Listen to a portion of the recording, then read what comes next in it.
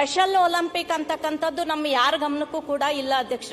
ಯಾಕೆ ನಾನು ಇದನ್ನ ಹೇಳ್ತಾ ಇದ್ದೀನಿ ಅಂತಂದ್ರೆ, ಸ್ಪೆಷಲ್ ಒಲಿಂಪಿಕ್ ನಲ್ಲಿ ಭಾಗವಹಿಸ್ತಕ್ಕಂಥ ಮಕ್ಕಳು ಅವು ಬುದ್ಧಿಮಾಂದ್ಯ ಮಕ್ಕಳು ಇರ್ತಾರೆ ಅಧ್ಯಕ್ಷ. ಹಾಗಾಗಿ ಇವತ್ತು ಸಮಾಜದ ಮುಖ್ಯವಾಹಿನಿಗೆ ಆ ಮಕ್ಕಳು ಕೂಡ ಬರಬೇಕು. ಆ ಮಕ್ಕಳ ತಂದೆ ತಾಯಿಯರಿಗೆ ಒಂದು ಗೌರವ ಸಿಗಬೇಕು, ಅವರಿಗೆ ಒಂದು ಧೈರ್ಯ ತುಂಬಬೇಕು, ಆ ಮಕ್ಕಳಿಗೆ ಸಹಾಯ ಮಾಡಬೇಕು ಅಂತಂದ್ರೆ ಇವತ್ತು ಸರ್ಕಾರ ಅದರ ಕಡೆ ಗಮನ ಹರಿಸುವಂತ ಒಂದು ಕಾರ್ಯವನ್ನ ಮಾಡಬೇಕು ಅಧ್ಯಕ್ಷ. ಯಾಕಂದ್ರೆ ನಮ್ಮ ದೇಶದಲ್ಲಿ ಸ್ಪೆಷಲ್ ಒಲಿಂಪಿಕ್ ಭಾರತವನ್ನ ಡಾಕ್ಟರ್ ಮಲ್ಲಿಕಾ ನಡ್ಡಾಜಿಯವರ ನೇತೃತ್ವದಲ್ಲಿ ಕಳೆದ 7 ವರ್ಷಗಳಿಂದ ಮಾಡ್ತಾ ಇದೀವಿ ಅಧ್ಯಕ್ಷ.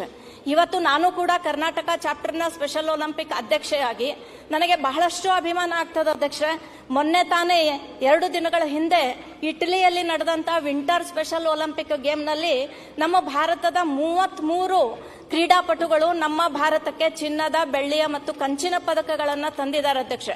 ಎಷ್ಟು ಅಭಿಮಾನ ಅನ್ನಿಸ್ತದ ಅಂದ್ರೆ, ನಾರ್ಮಲ್ ಮಕ್ಕಳು ಮಾಡಬಹುದು, ದೈಹಿಕ ಅಂಗವೈಕಲ್ಯತೆ ಇರ್ತಕ್ಕಂಥ ಮಕ್ಕಳು ಮಾಡಬಹುದು, ಆದ್ರೆ ಇಂಥ ಮೆಂಟಲಿ ರಿಟಾರ್ಡೆಡ್ ಮಕ್ಕಳನ್ನ ಅಷ್ಟು ದೂರ ಒಯ್ದು ಅವರಿಗೆ ಈ ಭಾಗವಹಿಸಬೇಕು ಅಂತಂದ್ರೆ ಬಹಳ ಕಷ್ಟಪಡುವಂತಹ ಒಂದು ಪ್ರಮೇಯ ಇರ್ತದೆ ಅಧ್ಯಕ್ಷ. ಹಾಗಾಗಿ ನಾನು ಒಬ್ಬ ವಿಶೇಷ ಮಗುವಿನ ತಾಯಿಯಾಗಿ, ಒಬ್ಬ ಪಾಲಕರು ಅಂಥ ಮಕ್ಕಳಿದ್ದಾಗ ಏನ್ ನೋವನ್ನು ಅನುಭವಿಸ್ತಾರೆ ಅಂತಕ್ಕದ್ದನ್ನ ನಾನು ಕೂಡ ಅನುಭವಿಸಿದ್ದೇನೆ ಅಧ್ಯಕ್ಷ. ಮತ್ತು 2023ರಲ್ಲಿ ಬರ್ಲಿನ್ನಲ್ಲಿ ನಡೀತಕ್ಕಂಥ ಸ್ಪೆಷಲ್ ಒಲಿಂಪಿಕ್ ನಲ್ಲಿ ನಮ್ಮ ಕರ್ನಾಟಕದ ಮಕ್ಕಳು ಸುಮಾರು 25ಕ್ಕಿಂತ ಹೆಚ್ಚು ಪದಕಗಳನ್ನ ತಂದಿದ್ದಾರೆ ಅಂತ ಹೇಳೋದಕ್ಕೂ ಕೂಡ ನಾನು ಅಭಿಮಾನ ಪಡ್ತೀನಿ ಅಧ್ಯಕ್ಷ. ಇಟಲಿಯಲ್ಲಿ ನಡೆದಂತ ಈ ಒಂದು ಕ್ರೀಡೆಗಳಲ್ಲಿ ಸನ್ಮಾನ್ಯ ಪ್ರಧಾನಮಂತ್ರಿಗಳು ಕೂಡ ಅವರನ್ನ ಸ್ವಾಗತ ಮಾಡಿ ಅವರಿಗೆ ಅಭಿನಂದನೆಗಳನ್ನು ಸಲ್ಲಿಸಿದ್ದಾರೆ ಅಧ್ಯಕ್ಷ.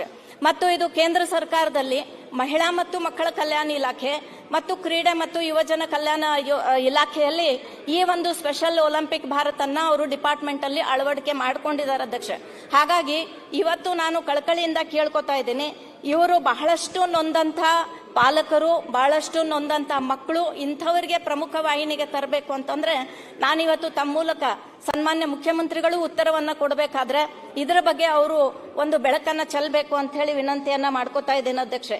ಅದರ ಜೊತೆಗೆ ಒಂದು ಈಗಾಗಲೇ ಎಲ್ಲರೂ ಹೇಳಿದ್ರು, URW, MRW ಮತ್ತು VRWಗಳಿಗೆ ನಮ್ಮ ಸರ್ಕಾರ ಇದ್ದಂತಹ ಒಂದು ಸಮಯದಲ್ಲಿ ನಾವು 3,000ರಿಂದ 6,000ವರೆಗೆ ಅವರಿಗೆ ಒಂದು ಗೌರವಧನವನ್ನ ಹೆಚ್ಚಳ ಮಾಡಿದ್ವಿ ಅಧ್ಯಕ್ಷ.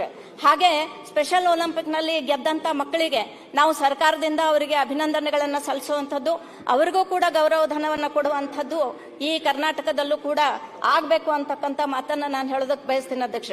ಇಂಥ ಮಕ್ಕಳನ್ನ ರೆಡಿ ಮಾಡಬೇಕಾದ್ರೆ ಟೀಚರ್ಸ್ ಜವಾಬ್ದಾರಿ ಬಹಳ ದೊಡ್ಡದಿದೆ ಅಧ್ಯಕ್ಷ. ಹಾಗಾಗಿ ಕೋಚ್ಗಳನ್ನು ಕೂಡ ನಾವು ಮೋಟಿವೇಟ್ ಮಾಡಬೇಕು ಅಂತಂದ್ರೆ ಸರ್ಕಾರದ ವತಿಯಿಂದ ಅವ್ರಿಗೂ ಕೂಡ ಸ್ವಲ್ಪ ಸಹಾಯಧನವನ್ನ ನಾವು ಮಾಡಬೇಕು. ಆದ್ರೆ ಆ ಟೈಮಲ್ಲಿ ಅವರು ಇನ್ನೂ ಹೆಚ್ಚಿನ ಒಂದು ಹುರುಪಿನಿಂದ ಕೆಲಸ ಮಾಡ್ತಾರೆ ಅಂತಕ್ಕಂಥ ಮಾತನ್ನು ಹೇಳೋದಕ್ಕೆ ಬಯಸ್ತೀನಿ ಅಧ್ಯಕ್ಷೆ.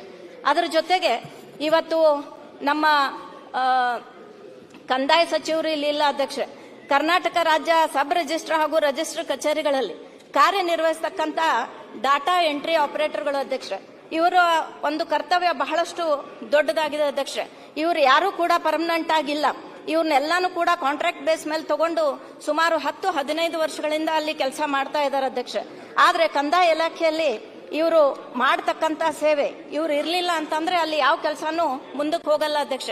ಹಾಗಾಗಿ ನಾನು ತಮ್ಮ ಮೂಲಕ ಕಂದಾಯ ಸಚಿವರಲ್ಲೂ ಕೂಡ ವಿನಂತಿ ಮಾಡ್ತೇನೆ, ಇವರನ್ನ ಒಂದು ಪರ್ಮನೆಂಟ್ ಮಾಡಿ ಇವರನ್ನ ತೆಗೆಯುವಂತದ್ದಾಗ್ಲಿ ಅಥವಾ ಇವರನ್ನ ಮತ್ತು ಇವರ ಪೇಮೆಂಟ್ ಕೂಡ ಪಗಾರ ಕೂಡ 3-4 ತಿಂಗಳಿಂದ ಆಗಿಲ್ಲ ಅಧ್ಯಕ್ಷ, ಗೌರವಧನ ಕೂಡ ಬಂದಿಲ್ಲ.